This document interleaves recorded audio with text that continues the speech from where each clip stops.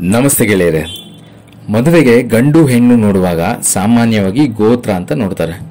ಗೋತ್ರವನ್ನ ಕೆಲವೊಂದು ಹಿಂದುಳಿದ ವರ್ಗಗಳಲ್ಲಿ ಬೆಡಗು ಅಂತಾನೂ ಕರೀತಾರೆ.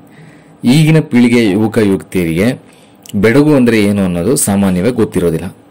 ಹಿಂದಿನ ಕಾಲದಲ್ಲಿ ನಮ್ಮ ಹಿರಿಯರು ಒಂದು ವೈಜ್ಞಾನಿಕ ಪದ್ಧತಿಯಿಂದ ಆರೋಗ್ಯಕರ ಜೀವನ ನಡೆಸಲು ಈ ಒಂದು ಬೆಡಗು ಅಥವಾ ಗೋತ್ರ ಅನ್ನೋ ಒಂದು ಪದ್ಧತಿಯನ್ನ ಮಾಡಿಕೊಂಡಿದ್ರು. ಗೆಳೆಯರೆ, ಒಂದು ತಾಯಿಗೆ ಹುಟ್ಟಿದ ಇಬ್ಬರು ಸಹೋದರರು ಮದುವೆಯಾದಾಗ ಅವರಿಗೆ ಹುಟ್ಟುವ ಮಕ್ಕಳು ಅಣ್ಣ ತಮ್ಮಂದಿರು ಅಕ್ಕ ತಂಗಿಯರು ಆಗ್ತಾರೆ.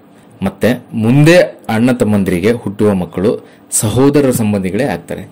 ಹೀಗೆ ಮತ್ತೆ ಮತ್ತೆ ವಂಶ ಎಷ್ಟೇ ಮುಂದೆ ಬೆಳೆದರೂ ಅವರೆಲ್ಲ ಅಣ್ಣ ತಮ್ಮಂದಿರೇ ಆಗಿರ್ತಾರೆ. ನಮ್ಮ ಸಮಾಜದಲ್ಲಿ ಅಣ್ಣ ತಮ್ಮಂದಿರ ಮಕ್ಕಳು ಮದುವೆಯಾಗುವ ವ್ಯವಸ್ಥೆ ಇಲ್ಲ.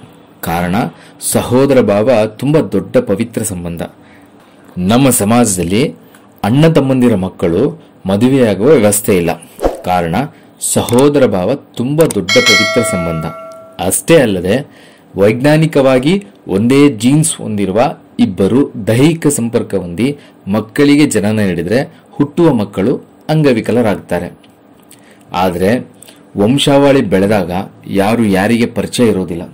ಇನ್ಯಾವುದೋ ಊರಿಗೆ ಹೋಗಿ ವಂಶ ವೃದ್ಧಿಯಾದಾಗ ಅನುವಂಶೀಯತೆಯನ್ನು ಗುರುತಿಸಲು ಸಾಧ್ಯವೇ ಆಗೋದಿಲ್ಲ.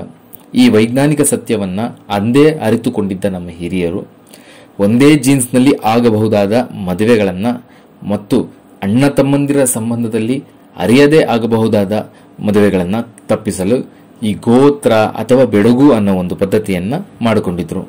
ಉದಾಹರಣೆಗೆ, ಸಣ್ಣಕ್ಕಿ ಅನ್ನೋ ಒಂದು ಬೆಡಗು ಇದೆ.